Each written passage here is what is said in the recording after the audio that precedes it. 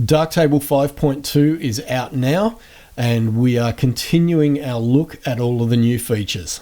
Let's go.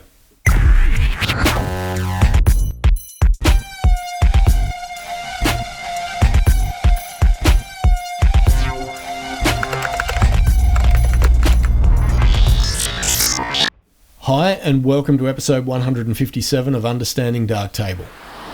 Next up is a new module called External Raster Masks. Now, in order to use this module, you need to define a folder on your system, and you can put that folder anywhere.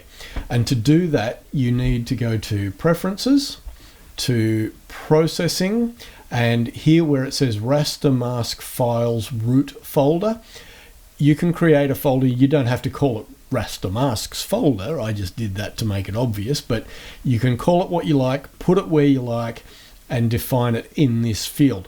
Once you have done that, you can then create raster masks in some other image editing program. I've been using GIMP for some testing, and I've created something crazy like that, which has, obviously some hard edges and some soft edges. I created something like that, a bit like a picture frame. I then created this fourth one. The third one was just a variation on what the fourth one became, where I've got a solid red box, a green box, and a blue box. Now, I've downloaded some SMPTE color bars, and you'll see why in a sec.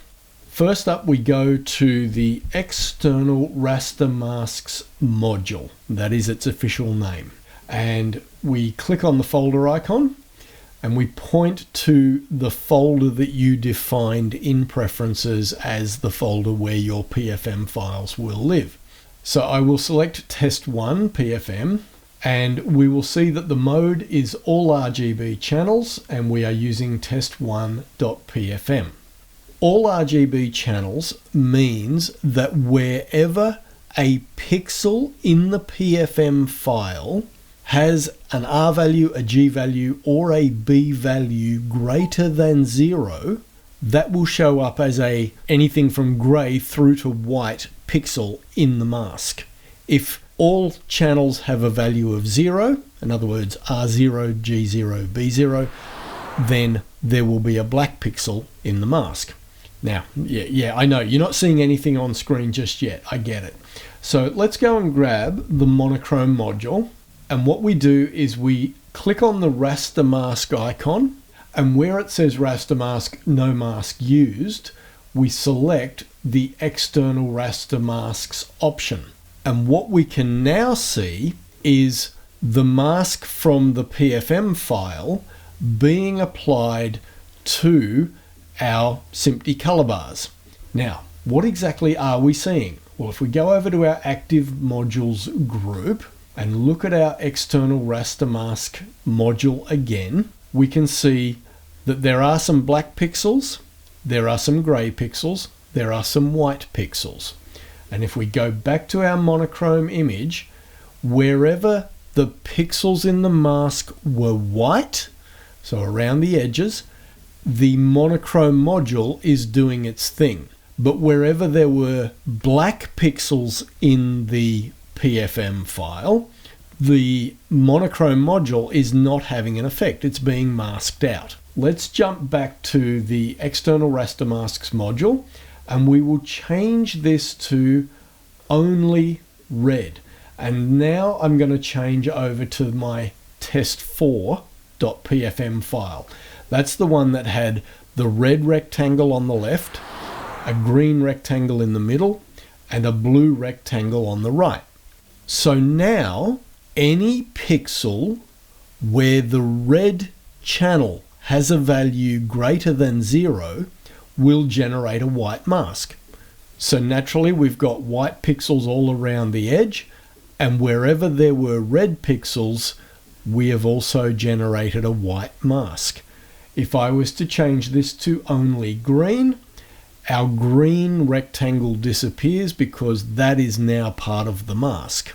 And if we jump back to our monochrome module, we can see that in action. It takes a little bit of wrapping your head around, But I can see this being a really interesting module because I would imagine that you will be able to create some depth maps in GIMP or Inkscape or something like that, and then be able to create some... I'm thinking out loud here, but I can imagine the potential. I'm going to need to do some more exploring with this, but I can really see this being interesting. And, you know, I've used the monochrome module as the guinea pig because you can see exactly where the mask is being effective or not effective simply because the color information disappears.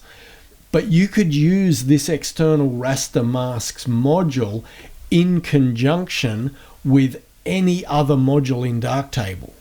So, you know, you might use it on the exposure module, or you might use it on the color balance RGB module.